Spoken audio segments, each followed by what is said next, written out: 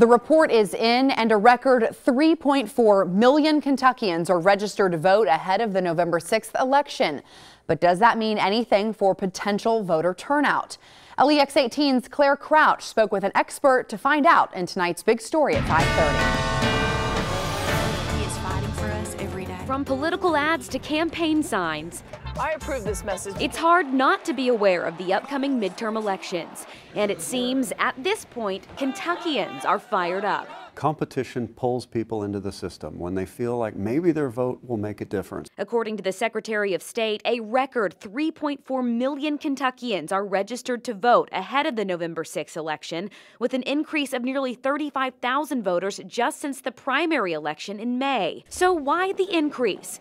According to Dr. Stephen Voss, who specializes in voting behavior, one contributing factor, that tight race between Andy Barr and Amy McGrath. We're lucky to have two fairly strong candidates, one Democrat, one Republican, with appealing images, and you know, the voters are lucky here compared to what they're facing in a whole lot of congressional districts. Voss says other factors could be that it's now easier than ever to register to vote with online options and the DMV, the social aspect, people just like to feel a part of something, and something Voss refers to as unhealthy political engagement. People are far more likely these days to decide that those who disagree with them are either evil or stupid or both.